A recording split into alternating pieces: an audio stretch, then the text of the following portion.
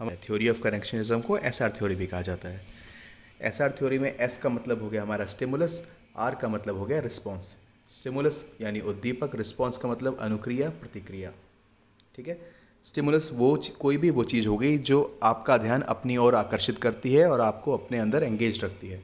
ठीक है। रिस्पॉन्स वो प्रतिक्रिया हो गई जो आपने स्टिमुलस को देख के की। ठीक है। जैसे आपने देखी कोई लड़की, उस लड़की ने आपका ध्यान अपनी तरफ खींचा, तो वो लड़की हो गई आपके लिए स्टिमुलस। उस लड़की को देखने के बाद आपने बजाई सीटी, तो वो हो गया आपका रिस्पॉन्स। ठीक है। लड़की बन गई स्टिमुलस, रिस्पॉन्स जो आपने सीटी बजाई वो आपका रिस्पॉन्स हो गया। एक और एग्जांपल से समझते हैं। मम्मी आपके लिए खाना लेके आई, उस खाने को देखकर आपकी निकल गई लार। ठीक है। फूड्स को देख के आपका सलाइवा निकल गया, तो फूड बन गया आपका स्टिमुलस, और उसको देख के रिस्पॉन्स क्या करा आपने, आपके मुंह से सलाइवा निकल गया। ठीक है। लार आ गई आपकी। एक और एग्जांपल देखते हैं। ये है चिंटू। चिंटू को अपनी गर्लफ्रेंड से मिलने जाना है। गर्लफ्रेंड जहाँ पे रहती है वहाँ पे जाती है बस नंबर 108। ठीक है। तो चिंटू बस स्टैंड पे खड़ा होकर बस नंबर 108 का वेट कर रहा है। वहाँ पे खड़े खड़े काफ़ी सारी बसेज आती है, 817 आती है, 978 आती है, 808 आती है, मगर चिंटू कोई भी रिस्पांस नहीं देता। जैसे ही बस नंबर 108 आती है, चिंटू रिस्पांस देता है, यानी बस नंबर 108 उसका स्टिमुलस थी और उसको देख के चिंटू भाग के उसमें चढ़ जाता है, ये उसका रिस्पॉन्स हो जाता है। चिंटू तभी रिएक्ट करता है जब ओनली रिएक्टेड आफ्टर सीइंग बस नंबर 108। ठीक है। जब उसके काम की बस आती है जो उसको उसके ठिकाने पर ले जाएगी, आज जब वो करके आएगा, तो वो उसी को देख के, वो उसका स्टिमुलस बनी हुई है और उसको देख के ही वो रिस्पॉन्स देता है। ठीक है।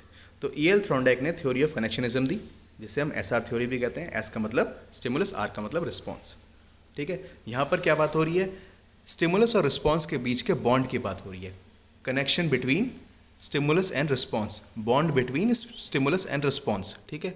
और इस बॉन्ड को पता करने के लिए, इस बॉन्ड का पता लगाने के लिए ईएल थ्रोनडाइक ने एक एक्सपेरिमेंट कंडक्ट कराया था एक कैट के ऊपर। तो सबसे पहले हम उस एक्सपेरिमेंट को समझ लेते हैं। उन्होंने क्या करा, एक बिल्ली पकड़ी, उस बिल्ली को करा पिंजरे में बंद। बिल्ली थी भूखी। ठीक है। उस पिंजरे में उन्होंने लगा रखा था एक खास तरह का लीवर, एक खास तरह का हैंडल लगा रखा था उन्होंने उसमें, और उसका एक दरवाज़ा था। ठीक है। वो दरवाज़ा उस लीवर से खुलता, मगर बिल्ली को क्या पता कि कौन सा बटन दबाने से, कौन सा हैंडल दबाने से वो दरवाज़ा खुलेगा। बिल्ली भूखी उस पिंजरे के अंदर बंद थी। उस भूखी बिल्ली को मछली की खुशबू सुंघाई गई। ठीक है। उसके पिंजरे के आसपास ऐसी जगह पे एक मछली रखी गई जिससे उसकी खुशबू अंदर पिंजरे में बंद बिल्ली तक आती रहे। भूखी बिल्ली को उसकी मछली की खुशबू ने आकर्षित करा, फिश की खुशबू ने आकर्षित करा, तो वो फिश बन के उस बिल्ली के लिए स्टिमुलस, और बिल्ली पिंजरे से बाहर निकलने के लिए जो हाथ पैर मारने लगी, अपने दीवारों पे और छत पे पंजे मारने लगी, वो बन गया उसका रिस्पॉन्स। ठीक है। स्टिमुलस कौन बना उसका, मछली। मछली की उसको सुगंध आ रही थी, उसको भूख लगी हुई थी और उसको मछली की सुगंध आ रही थी, तो उसने पिंजरे से बाहर निकलने का प्रयास करा। जो उसने हाथ पैर मारे, उछल कूद करी, वो उसका बना बिल्ली का रिस्पॉन्स। तो ये देखिए, फिश हो गई स्टिमुलस, और बिल्ली ने जो रिस्पॉन्स करा वो बन गया बिल्ली ने जो बाहर निकलने का प्रयास करे वो बन गया उसका रिस्पॉन्स। अब क्या करा बिल्ली ने, कभी इस दीवार को मारा, कभी ऊपर वाली दीवार को मारा, कभी छत को मारा, कभी फ्लोर पर। ऐसे करते करते बिल्ली का एक बार पंजा पड़ गया लिवर पर, उस हैंडल पे पड़ गया यहाँ पर, और उसके पड़ते ही वो दरवाज़ा खुल गया। दरवाज़ा जैसे ही खुला, बिल्ली बाहर निकली और उसने मछली खा ली। टोटल एक्सपेरिमेंट ईएल थ्रोनडाइक का यही था। इसी के बेस पर उन्होंने एसआर थ्योरी दे दी अपनी, यानी थ्योरी ऑफ कनेक्शनिज्म दे दी, यानी दो चीज़ों के बीच में कनेक्शन स्थापित कर दिया उन्होंने, बॉन्ड स्थापित कर दिया। ठीक है।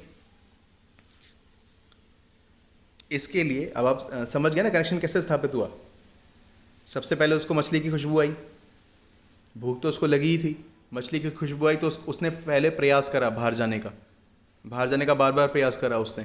कभी दीवार को धक्का दिया, कभी दूसरी दीवार को धक्का दिया, कभी फ्लोर को दबाया, कभी कोने में कुछ इधर उधर उछल कूद करी उसने। उस उछल कूद के चलते चलते बार बार ट्राई कर रही थी। उस ट्राई को करते करते अचानक से उसका पंजा पड़ता है लिवर पर और दरवाज़ा खुल जाता है। दरवाज़ा खुल जाता है, वो बाहर जाती है और मछली को खा लेती है। ठीक है। स्टिमुलस और रिस्पॉन्स पूरा हो जाता है उसका, रिस्पॉन्स मगर उसने बार बार करा था, ये ध्यान रखिए। अब नंबर से देखते हैं। नंबर 1, इस एक्सपेरिमेंट को कंडक्ट करने के लिए, या ये वाला रिलेशनशिप किसी भी चीज़ में स्थापित करने के लिए, एसआर वाला रिलेशनशिप किसी भी चीज़ के बीच में कि कनेक्शन स्थापित करने के लिए हमको नंबर 1 चाहिए नीड, ज़रूरत होनी चाहिए।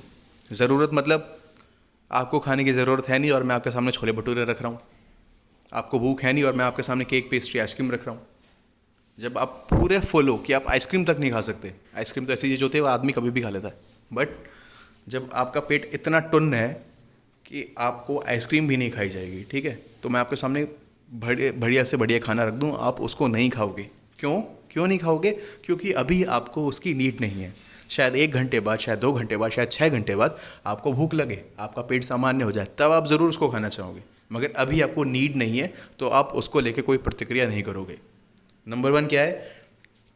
सबसे पहले आपकी नीड होनी चाहिए, ज़रूरत होनी चाहिए, ज़रूरत होगी तभी आप जाके कोई रिस्पॉन्स करोगे। फिर फिट, आपको फिजिकली और मेंटली फिट होना चाहिए, फिजिकली और मेंटली मैच्योरिटी भी आपके पास होनी चाहिए, ठीक है। आप कोई छोटा बच्चा है, उसको उसको स्टिमुलस की नीड है, मतलब छोटे बच्चों को खेलने कूदने की नीड होती है, ठीक है। उनको कोई भी खिलौना दिखाओ, गुब्बारा दिखाओ, वो उसकी तरफ आकर्षित होते हैं और उसको लेना चाहते हैं, ठीक।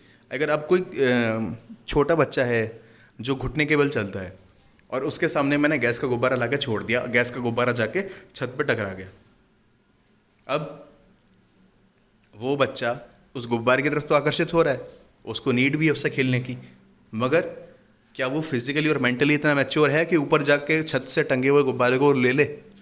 वो बेचारा नीचे बैठा बैठा देखता रहेगा और कुछ टाइम बाद बोर होकर उससे हट जाएगा, ठीक है। वो कोई प्रयास कर ही नहीं पाएगा क्योंकि उसकी मेंटल और फिजिकल एबिलिटी से ऊपर की चीज़ हो गई। वो छत पे लगा गुब्बारा कैसे निकाल लेगा, ठीक है। तो सबसे पहली बात नीड होनी चाहिए, सेकंड बात मेंटली और फिजिकल मैच्योरिटी होनी चाहिए आपके पास, ठीक है। नंबर 3 वर्क, लगातार प्रयास करना चाहिए, वर्क, काम करोगे तभी प्रयास करोगे और तब जाके लास्ट में आपको रिजल्ट मिलेगा। अगर वो बिल्ली प्रयास नहीं करती, लगातार इधर उधर पिंजरे में पंजे नहीं मारती, तो उसको कभी न वो लिवर से टकराती नहीं, लिवर से टकराती नहीं तो दरवाज़ा खुलता ही नहीं, दरवाज़ा नहीं खुलता तो क्या उसको मछली मिल पाती? नहीं मिल पाती। मतलब आपका लगातार प्रयास करते रहना भी ज़रूरी है, ठीक है। वर्क करोगे तभी रिजल्ट मिलेगा। तो इस थ्योरी के बेसिस पर थॉर्नडाइक साहब ने कुछ 8 लॉज दिए। इस थ्योरी के बेसिस पे उन्होंने 8 लॉज दिए, ठीक है, उनको जान लेते हैं एक बार। On the basis of this theory trial and error method का जन्म हुआ। सबसे पहले बात तो ट्रायल एंड एरर मेथड का जन्म हुआ। हम कहते हैं थॉर्नडाइक ने ट्रायल एंड एरर मेथड दिया तो वो इस थ्योरी के बेस पे जन्म हुआ, इस एक्सपेरिमेंट के बाद जन्म हुआ उसका। ट्रायल का मतलब हो गया एफर्ट्स, एरर का मतलब हो गया मिस्टेक्स, मतलब जितने हम एफर्ट्स करेंगे, ठीक है, और उसमें एफर्ट्स करने में हमारी मिस्टेक्स भी होंगी। Trial and error are irreversibly proportionate, ठीक है, इन्वर्सली प्रोपोर्शनेट, सॉरी। ट्रायल और एरर जो होता है वो आपका इन्वर्सली प्रोपोर्शनेट होता है, एक दूसरे के अपोजिट चलता है। ट्रायल ऊपर जाएगा तो आपके एरर नीचे जाएंगे, ट्रायल दक्षिण जाएगा तो आपका एरर आपके उत्तर में जाएंगे, समझ रहे हैं आप। ट्रायल पूर्व में जाएगा तो आपके एरर पश्चिम में जाएंगे। ये दोनों अपोजिट चलते हैं। Trial and error are inversely proportionate.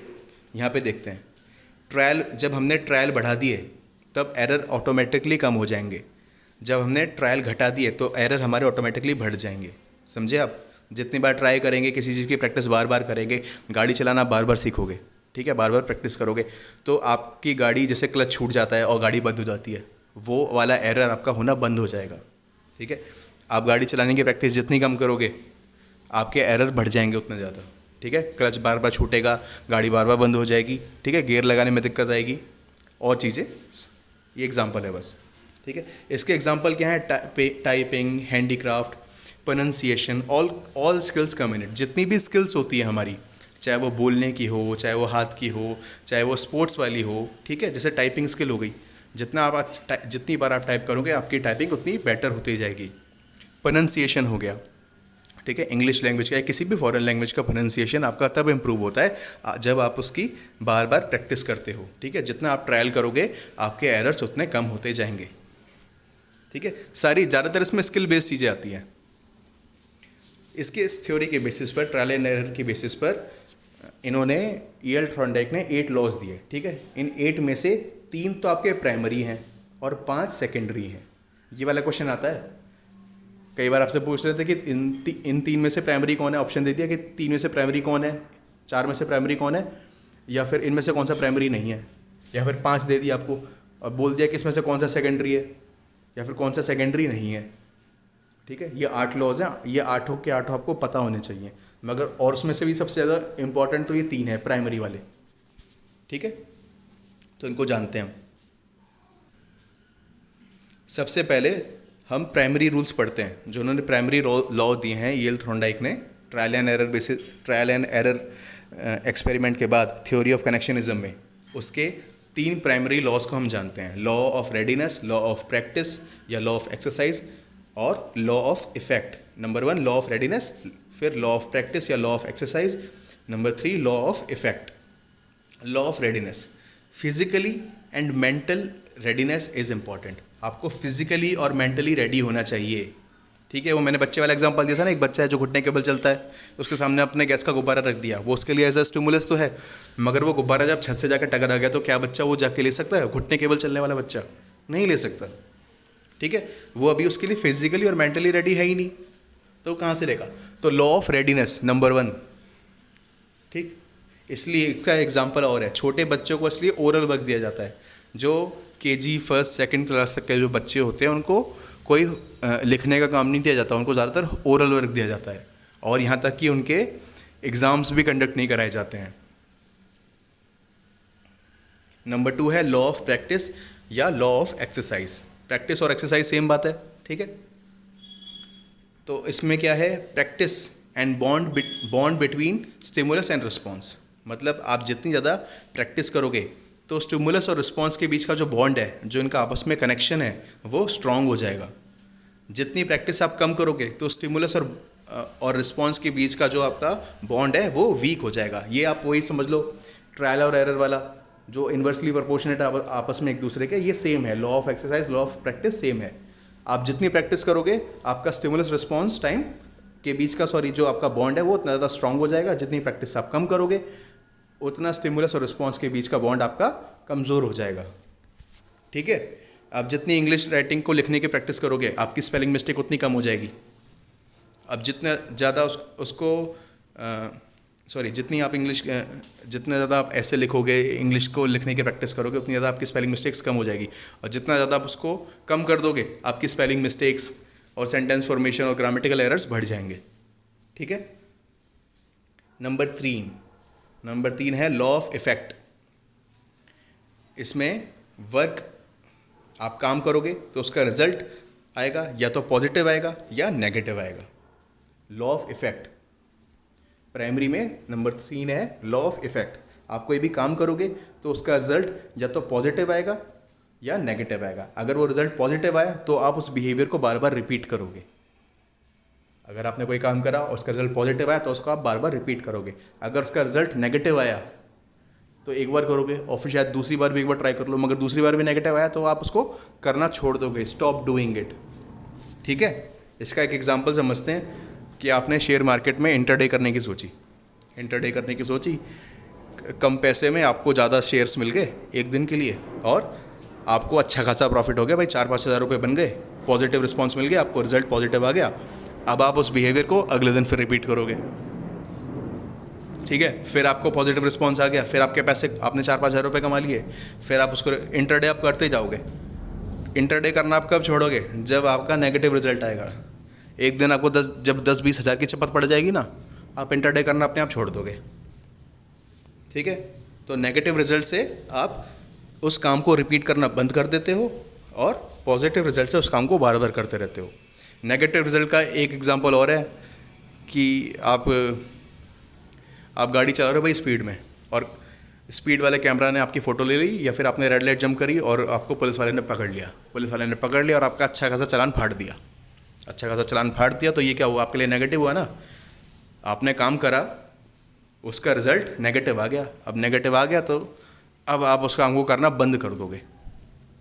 ठीक है, बंद नहीं करा तो काफ़ी हद तक कंट्रोल ज़रूर कर लोगे। ये एक इसका एग्जाम्पल हो गया। तो ये थे 3 primary law of readiness, law of practice, law of effect. अब हम पढ़ते हैं सबऑर्डिनेट लॉज। सबऑर्डिनेट लॉ मतलब वो जो सेकेंडरी लॉज थे ना, वो वाले रिमेनिंग 5। इसके अंदर आया लॉ ऑफ एटीट्यूड। सबसे पहले लॉ ऑफ एटीट्यूड। किसी भी काम को करने के लिए आपका इंटरेस्ट उसमें होना चाहिए, आपको रेडी होना चाहिए, ठीक है। एटीट्यूड इज़ रिक्वायर्ड, आपका इंटरेस्ट होना चाहिए, आपका एटीट्यूड होना चाहिए, ठीक है। ये तो नेचुरल सी बात है भाई, कोई भी काम कर रहे हो आप, अगर आपको करने में उसका इंटरेस्ट नहीं है तो वो काम आप पहली बात तो करोगे ही नहीं, और करोगे भी तो अनबने ढंग से करोगे और वो उसमें कभी आपको सफलता नहीं मिलेगी। अगर आपको नौकरी नहीं करनी है, अगर आप एक जॉब नहीं पाना चाहते हो, ठीक है, दिल से नहीं पाना चाहते हो, अगर आपका इंटरेस्ट नहीं है जॉब करने में, तो आप उसकी तैयारी कभी ढंग से कर ही नहीं पाओगे, ठीक है। अगर आप दिल से कोई जॉब करना चाहते हो, कुछ पाना चाहते हो, तभी आप उसके लिए एफर्ट करोगे, चाहे वो आपकी गर्लफ्रेंड हो, चाहे वो आपकी जॉब हो, ठीक है, चाहे वो आपका बिजनेस हो, चाहे वो आपकी नौकरी हो। अगर आपका उसके में इंटरेस्ट है तभी आप उसको ढंग से कर पाओगे। Law of multiple response, next है लॉ ऑफ मल्टीपल रिस्पॉन्स। जब भी हमारे सामने कोई प्रॉब्लम आती है, हम उसके लिए अलग अलग तरीके अपनाते हैं उसको प्रॉब्लम को निपटाने के लिए, जब तक हम सबसे सुगम तरीका नहीं जान लेते, ठीक है। जब भी हमारे सामने कोई प्रॉब्लम आती है तो हम उस प्रॉब्लम को सुलझाने के लिए, सॉल्व करने के लिए अलग अलग तरीका अपनाते हैं, जब तक हमको सबसे सुगम तरीका नहीं मिल जाता, ठीक है। अब आपको पॉइंट ए से पॉइंट बी तक जाना है, उसके लिए आपने क्या करा, आपने पूछा अपने पापा से, पापा मेरे को ए पॉइंट से बी पॉइंट तक जाना है तो मैं कैसे जाऊँ। पापा ने बताया कि ऐसे ये वाली मेट्रो पकड़ लियो या ये वाली बस पकड़ लियो और फिर यहाँ से पहुँच जाएगा आसानी से। तो सबसे पहली बार मैं गया बस से मैं गया, मेरे को 1.5 घंटा लग गया वहाँ पर जाने में, 1.5 घंटा लग गया और बड़ी दिक्कत हुई, जाम में फंसी रही बस, ये वो। नेक्स्ट टाइम मैं ए पॉइंट से बी पॉइंट पे गया तो मैंने ली मेट्रो, ठीक। मेट्रो से मैं गया तो मेरे को जाने में लगे 50 मिनट्स, 1.5 घंटे से कम टाइम लगा, मगर 50 मिनट्स तो अभी भी लग गए, ठीक है। फिर नेक्स्ट टाइम मैं फिर गया, इस बार मैंने क्या करा, मैंने अपना पर्सनल व्हीकल यूज़ करा और मेरे को जाने में टाइम लगा इस बार 45 मिनट्स, ठीक है। तो अब मैं अपनी सुविधा के अनुसार जो भी मेरे को अप्रोप्रिएट लगता है, ठीक है, मेरे को जो बेस्ट लगता है, अगर मैं टाइम सेव करना चाहता हूँ अपना, तो मैं अपना पर्सनल व्हीकल यूज़ करूँगा। मेरे को पता चल गया, ठीक है, कि पॉइंट ए से पॉइंट बी तक जाने का सबसे कम टाइम लगेगा मेरे खुद के पर्सनल व्हीकल से, ठीक है। तो ये कोई मेरे सामने समस्या थी, मैंने क्या करा, उस समस्या को मल्टीपल रिस्पॉन्स दिए। मैं बस से गया, मैं मेट्रो से गया, मैं पर्सनल व्हीकल से गया, और जब मेरे को सबसे सुगम और सबसे सही तरीका मिल गया तो मेरा आंसर आ गया। इसका एक एग्जांपल यहाँ पर भी है, जैसे ये मेरे सामने कोई प्रॉब्लम है, ठीक है, तो इसको मैं मेथड 1 से भी सॉल्व करने की कोशिश करूँगा, 2 से भी करने की करूँगा, 3 से भी करूँगा। जब मेरे को सबसे सही अप्रोप्रिएट आंसर मिल जाएगा, जो मेथड पता चल जाएगा, फिर मैं उससे सॉल्व किया करूँगा उसे। नेक्स्ट है law of analogy. Law of analogy, when person solves the problem of present from past experience. जब कोई व्यक्ति प्रेजेंट के प्रॉब्लम को सॉल्व कर देता है, सुलझा लेता है अपने पास्ट के, भूतकाल के एक्सपीरियंस के साथ, ठीक है। लॉ ऑफ एनालॉजी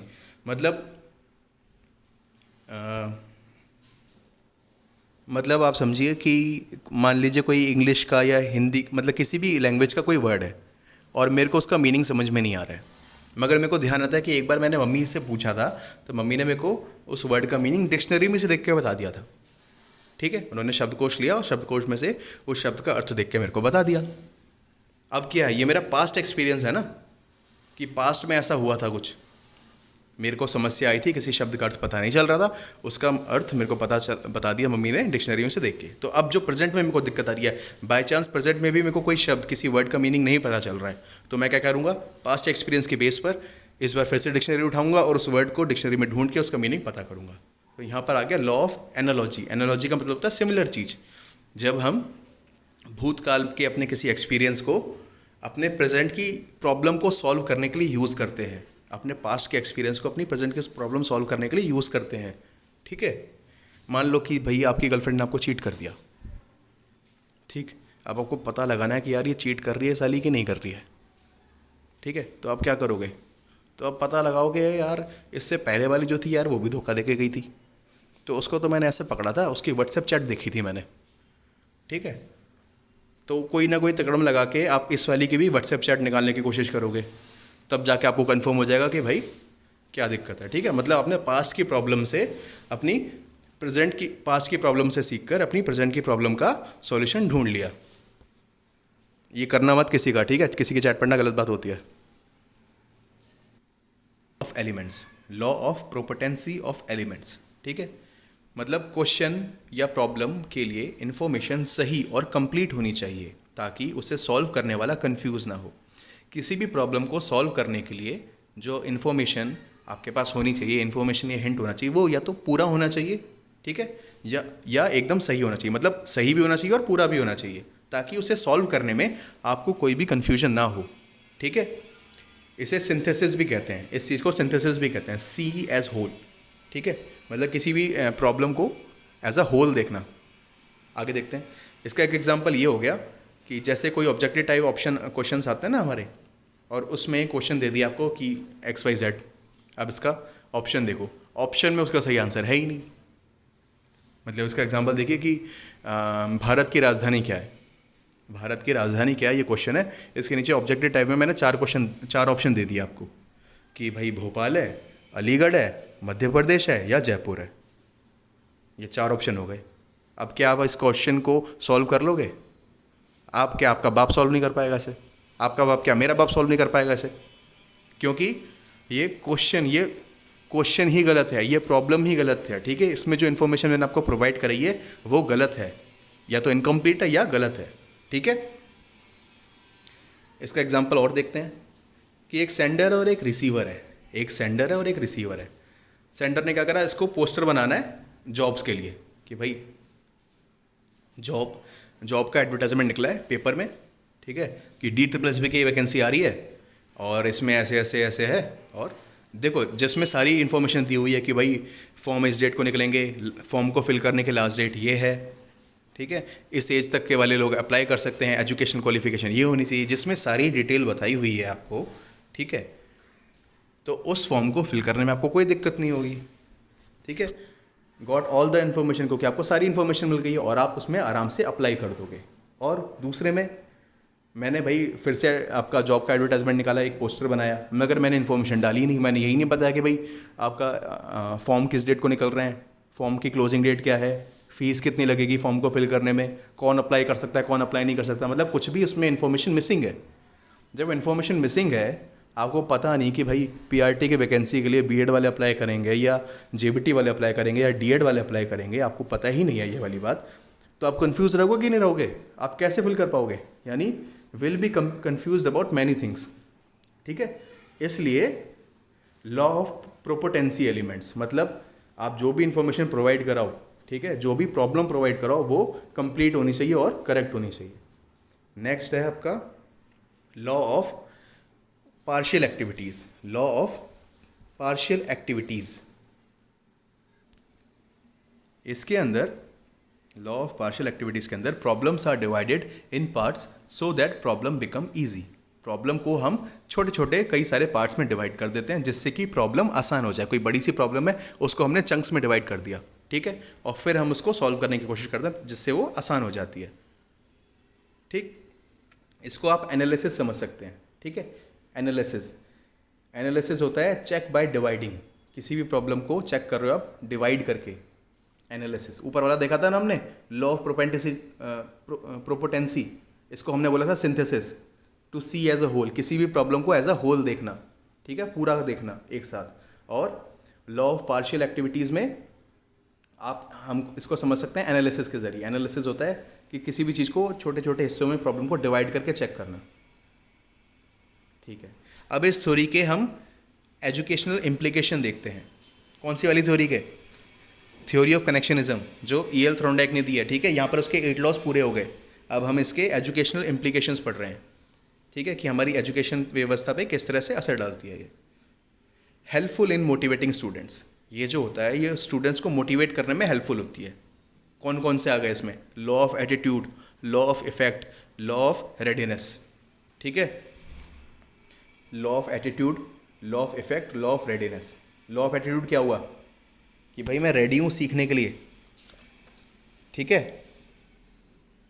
मैं किसी भी काम को सीखने में इंटरेस्टेड हूँ, रेडी हूँ, भूख लगी है मेरे को, तभी तो मैं खाना खाऊंगा। लॉ ऑफ इफेक्ट क्या है? मेरे को पॉजिटिव रिजल्ट मिल रहे हैं, मैंने कोई काम करा उसका मेरे को पॉजिटिव रिजल्ट मिला तो मैं क्या करूँगा, मैं उसको बार बार रिपीट करूँगा, ठीक है। तो मैं उसको रिपीट करूँगा तो ये मेरे लिए मोटिवेटिंग है ना, बच्चों को मोटिवेट कर पाऊँगा ना। लॉ ऑफ रेडीनेस, मैं सीखने के लिए तैयार हूँ, इसको मेंटली रेडी हूँ, ठीक है।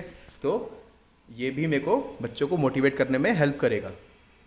फिर है आपका हेल्पफुल इन रिसर्च, जो ये है थ्योरी ऑफ कनेक्शनिज्म या ट्रायल एंड एरर, ये हेल्पफुल इन रिसर्च है, रिसर्च के में बड़ी हेल्पफुल है। ठीक है, क्यों? क्योंकि इसमें एटीट्यूड आपका पॉजिटिव रहना चाहिए, मल्टीपल रिस्पॉन्स वाली थ्योरी है, इसमें ट्रायल एंड एरर आ जाता है, एनालॉजी आ जाती है। एटीट्यूड का मतलब क्या है? एटीट्यूड का मतलब कि जो भी मैं प्रॉब्लम सॉल्व कर रहा हूँ उसको सॉल्व करने में मेरा इंटरेस्ट होना चाहिए। ठीक है, मैं रेडी होना चाहिए। ठीक है, रिसर्च आप तभी तो कर पाओगे अगर आपको मैथ्स पसंद ही नहीं है और मैं आपको कहूँ कि भाई मैथ्स में हमें कर ले, मैथ्स को में तू बैचलर्स कर ले, तो क्या आप करोगे?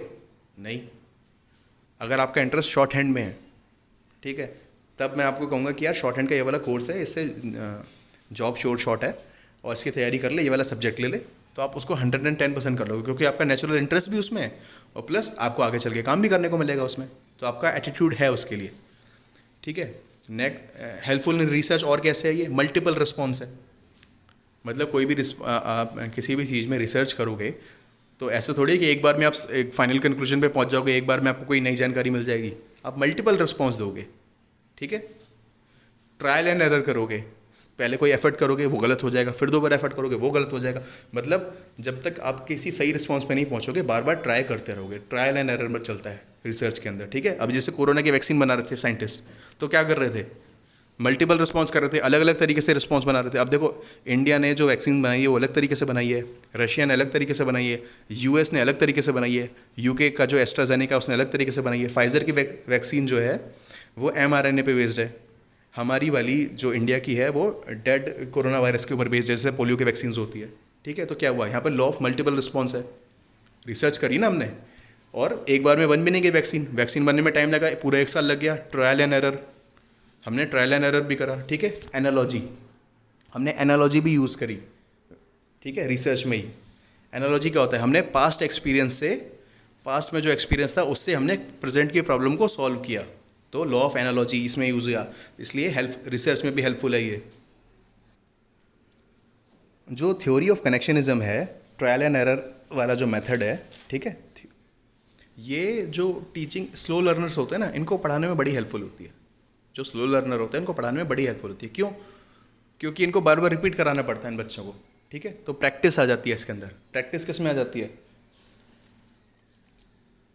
लॉ ऑफ प्रैक्टिस पढ़ा था ना हमने प्राइमरी वाले में, वो जितनी प्रैक्टिस कराएंगे उतने उनके एरर कम हो जाएंगे और स्टिमुलस रिस्पॉन्स के बीच का बॉन्ड स्ट्रांग हो जाएगा। ठीक है, जितने ट्रायल करेंगे आप उतने एरर कम हो जाएंगे, जितने ट्रायल कम हो जाएंगे उतने एरर बढ़ जाएंगे। तो जो स्लो लर्नर है उनको पढ़ाने में बड़ा हेल्पफुल है ये। और हेल्प्स इन लर्निंग स्किल्स, ये स्किल्स को सिखाने में भी बड़ी अच्छी है। ये जो आपका थ्योरी ऑफ कनेक्शनिज्म है, ट्रायल एंड एरर मेथड है, ये कोई भी स्किल सीखने में बड़ी अच्छी है। आपको ड्राइविंग सीखनी है, आपको टाइपिंग सीखनी है, कोई भी चीज़, मतलब इसमें मैकेनिकल बिहेवियर आपका बार बार आता है। ठीक है, चाहे मैकेनिकल हो चाहे मेंटल प्रोसेस हो, मगर आप उसको बार बार रिपीट करना हो, तो आपके स्किल्स आपकी डेवलप ऐसे ही होती हैं, बार बार प्रैक्टिस करके, बार बार रिपीट करके। थ्योरी ऑफ कनेक्शनिज्म या ट्रायल एंड एरर, इसको ग्रेजुअल लर्निंग भी कहते हैं, मतलब स्टेप बाय स्टेप लर्निंग भी कहते हैं। जो थ्योरी ऑफ कनेक्शनिज्म है थ्रोनडाइक वाली, इससे ग्रेजुअल लर्निंग होती है, धीरे धीरे लर्निंग होती है, स्टेप बाय स्टेप लर्निंग होती है, इसलिए तो कहते हैं कि स्लो लर्नर के लिए फ़ायदेमंद है ये। ठीक है, और ये best for developing reading skill, ये रीडिंग स्किल को डेवलप करने के लिए बेस्ट मानी जाती है ये ट्रायल एंड एरर वाला मेथड। ठीक है।